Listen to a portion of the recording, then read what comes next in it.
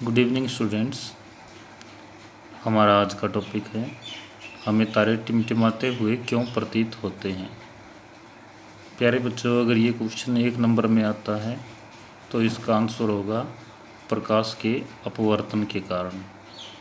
अगर 1 नंबर से ज़्यादा में आता है तो किस तरह से आपको करना है।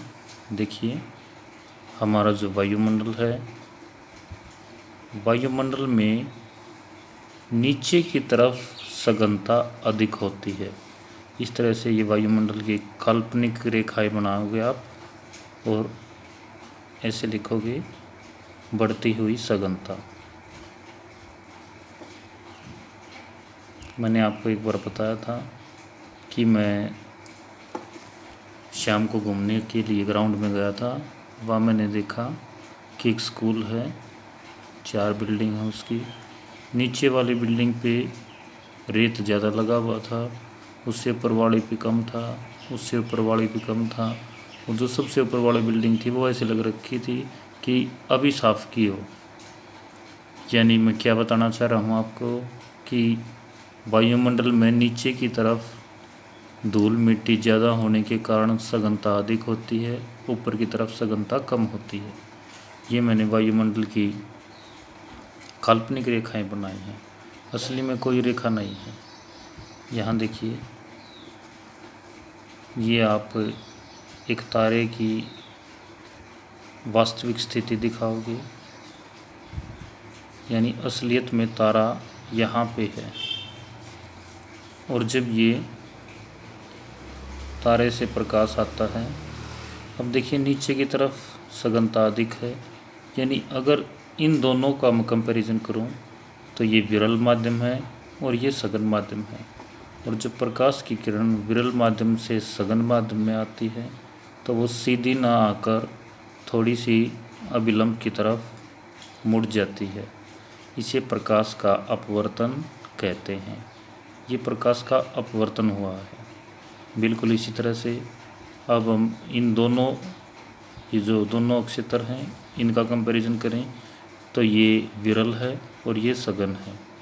यानी जब प्रकाश की किरण विरल माध्यम से सघन माध्यम में आएगी तब फिर थोड़ी सी झुक जाएगी, और यहाँ पे ये कोई प्रेक्षक है।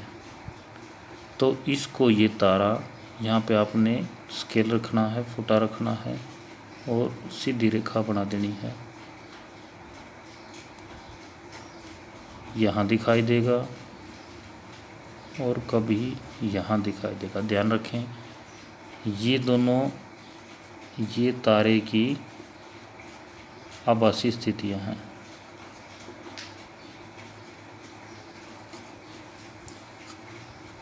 यानी तारा यहाँ है नहीं, वैसे तारा यहाँ दिखाई दे रहा है।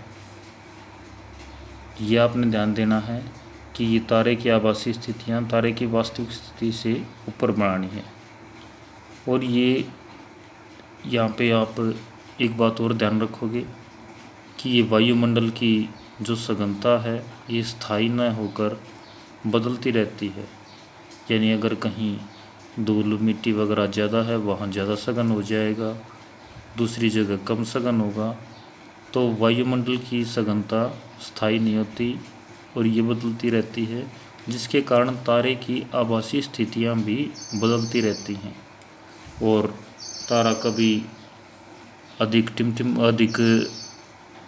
चमकता हुआ दिखाई देगा, कभी कम चमकता हुआ दिखाई देता है, क्योंकि तारे की आभासी स्थितियाँ बदलती रहती हैं। इसी कारण हमें तारे टिमटिमाते हुए नज़र आते हैं। एक बार फिर बताना चाहूँगा, अगर 1 नंबर में आता है तो आप लिखोगे कि प्रकाश के अपवर्तन के कारण हमें तारे टिमटिमाते दिखाई देते हैं। अगर 1 से ज़्यादा में आता तो पहले डायग्राम बनाओगे, यहाँ डायग्राम बनाओगे, तारे की वास्तविक स्थिति दिखाओगे। ये 2 आप काल्पनिक रेखाएं बनाओगे वायुमंडल में। जब प्रकाश विरल माध्यम से सघन माध्यम में, इन दोनों का हम कंपैरिजन करें तो विरल है, ये सघन है। इन दोनों का कंपैरिजन करें तो ये विरल है और ये सघन है, तो ये अपवर्तन होता हुआ दिखाई देता है। और फुटे की सहायता से ये जो लाइन है इसको हम सीधी डॉटेड करके आगे बढ़ा देंगे। ये लाइन है, इसको हम सीधी रोटेट करके आगे बढ़ा देंगे, यानी जहाँ ये प्रेक्षक है, इस प्रेक्षक को ये जो तारा यहाँ पे है ये कभी यहाँ दिखाई देता है, कभी यहाँ दिखाई देता है। तारे की ये आभासी स्थितियाँ बदलती रहती हैं, जिसके कारण तारा कभी कम चमकता प्रतीत होता है, कभी ज़्यादा चमकता प्रतीत होता है, और इसी को तारे का टिमटिमाना कहते हैं। धन्यवाद।